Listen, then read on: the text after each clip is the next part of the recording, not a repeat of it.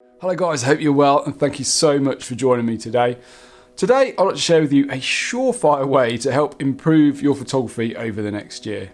So at the end of every year I like to identify the strengths and the weaknesses in my work and look into areas that I can work on over the coming year. So today I'm going to go through my workflow, how I go about this process, and I'm going to put a plan together that will help me to improve my weaker areas. So setting new goals is something I love to do every year, and it's great to be able to look back at those goals and see if you've improved. Check out the fruits of your labour if you like. It's all about making those small steps, but with lots of small steps we get a large step. So anyway, let's get into it. To keep this video short, I'm just going to go over my autumn photos, but I recommend that you do this with all of your photos throughout the whole of the year. So you'll see here that I have my selection of photos taken from the last 3 months. Now these are not all portfolio images, these are just images that I thought were worthy of editing and including in my vlogs or Instagram posts. Now I like to show images that don't work as well as ones that do work in my videos because I like my videos to be as natural as possible and I want that to come across. Let's face it, how often do we actually take a portfolio worthy image? Well, I only managed to get 3 from the last 3 months, but actually I consider that to be fairly decent and I'm definitely happy with that, to be honest. So I have my images here in the Lightroom in the film strip.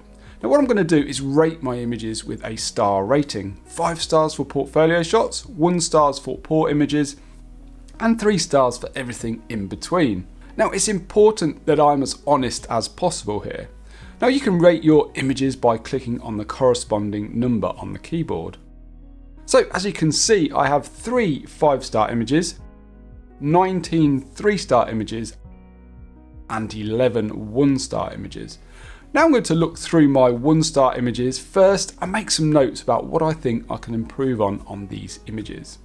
Then I'm going to go through my 3-star images, and here I'm looking at the same thing, what I don't like about the images, but also what I do like. There's probably going to be less I dislike about these ones than my 1-star images. My 3 portfolio shots, I'm not really looking to see what I don't like about them, but I'm looking to see if I achieved any of the goals that I set out last year. Last year's goals were to find a local woodland that I could take some foggy woodland images in, take more black and white images, and work on my vertical compositions. So I think I definitely achieved the first one in terms of finding a local woodland, but as you can see, I only managed to capture 1 black and white image out of 33 and only 3 vertical compositions. So I still feel I need to work on those 2 areas. So looking at my 1-star and 3-star images, I now have to figure out how I could have improved on those images and to see if any patterns develop. If a pattern develops, then that will be my goal to work on over the coming year. So having looked through my 1-star images, I can clearly see that the main reason I'm not so keen on these is that the compositions aren't strong enough.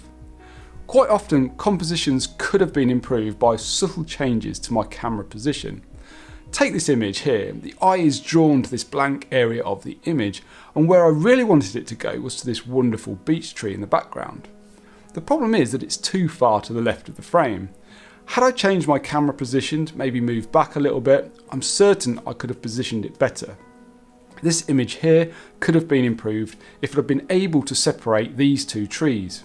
Moving further to the left, I'm sure I would have achieved this and also made this gap here closer together, making the overall shot feel more balanced. So a definite pattern evolved by looking back at my images. My areas to improve are camera position in relation to the foreground and the background subjects, to continue to look for vertical compositions and to make more black and white images.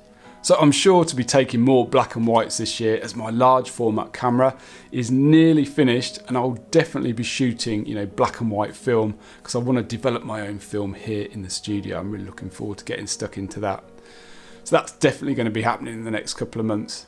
The others are definitely areas that I need to work on more over the coming year. Now, I guarantee that if you give this method a crack and be honest with yourself about your photography, you can definitely look at areas to work on. I think working on several key areas can often be easier than trying to work on loads of different areas all at once. Like I said at the beginning, it's those small steps that turn into big ones. Anyway, many thanks to everybody that supports the channel by liking, subscribing, sharing, commenting on my videos. You know, your support is very much appreciated. And also a massive thanks to everybody over at the Photographers Clubhouse.